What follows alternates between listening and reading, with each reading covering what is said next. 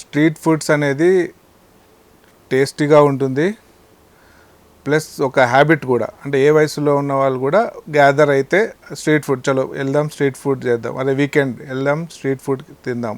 School పిల్లలైనా, కాలేజ్కి వెళ్ళే వాళ్ళైనా, ఎల్డర్లీ అయినా, సాఫ్ట్వేర్ ఎంప్లాయీస్ అయినా, ఆఖరికి అప్పుడప్పుడు కొంతమంది డాక్టర్లు కూడా అరే స్ట్రీట్ ఫుడ్ కొద్దిగా తిందాము అన్నట్టుగా టెంప్ట్ అయి తినేవాళ్ళు ఉంటారు.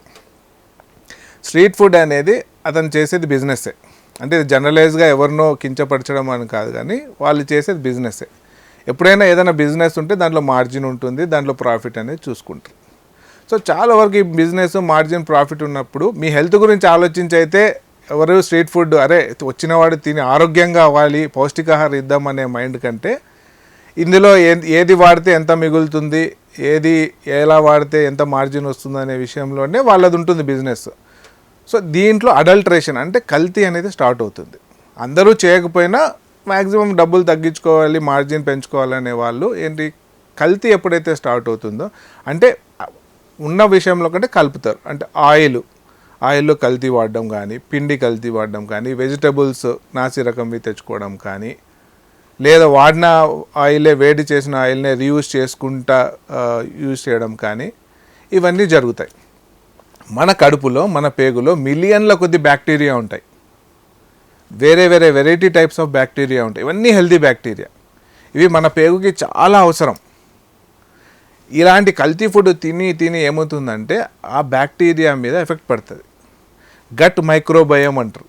అంటే ఈ బ్యాక్టీరియా అంతా కలిపి ఒక ఫ్యామిలీ లాగా దాన్ని గట్ మైక్రోబయోమ్ అని పిలుస్తుంది. దీని మీద చాలా రీసెర్చ్ నడుస్తుంది ప్రపంచంలో కూడా. మనిషికి గట్ మైక్రోబయోమ్ డిఫరెంట్గా ఉంటుంది. సో మనిషి డైజెషన్ కెపాసిటీ కూడా దీనివల్ల డిఫరెంట్గా ఉంటుంది. ఈ అడల్టరేటెడ్ ఫుడ్, ఈ కల్తీవి తిని ఆ గట్ మైక్రోబయోమ్ డిస్టర్బ్ అయిపోతుంది. అంటే మనకు ఉండాల్సిన హెల్తీ బ్యాక్టీరియా తగ్గిపోతూ ఉన్నాయి. దానివల్ల నార్మల్ ఫుడ్ తిన్నప్పుడు కూడా మనిషికి అరగట్లేదు. కొద్దిగా ఎప్పుడన్నా నాన్ వెజ్ తిని కొద్దిగా హెవీ ఫుడ్ తింటే లూజ్ మోషన్ స్టాప్ అవుతాయి, డైజెషన్ అవ్వవు, కడుపు ఉబ్బరం అయిపోతుంది. ఎందుకు అంటే అప్పుడు తిన్నదాని వల్ల కాదు, మనం ఏదైతే హ్యాబిట్గా రెగ్యులర్గా బయట ఫుడ్ తిని లోపల ఉన్న బ్యాక్టీరియాని మనం డిస్టర్బ్ చేసి మన పేగుని, డైజెషన్ కెపాసిటీని మనం మార్చుకుంటున్నాం. సో ఇది లాంగ్ రన్లో మన పేగునే కాదు, గట్ బ్రెయిన్ యాక్సిస్ అని కూడా అంటారు.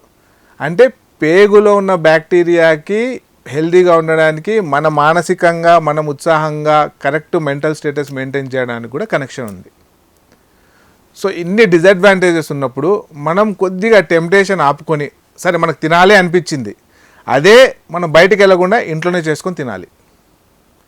ఇప్పుడు ఈ కాలంలో అన్ని యూట్యూబ్లో ఏది ఎట్లా చేయాలి అనేది ఈజీగా ఉంది. సో మీకు ఏదన్నా ఫుడ్ తినాలనిపిస్తుంది, సో చీట్ డే అనుకోండి, జంక్ అనుకోండి, యూ ప్రిపేర్ ఇట్. అంటే మీరే స్వయంగా ఇంట్లో చేసుకొని ఎంజాయ్ చేయండి.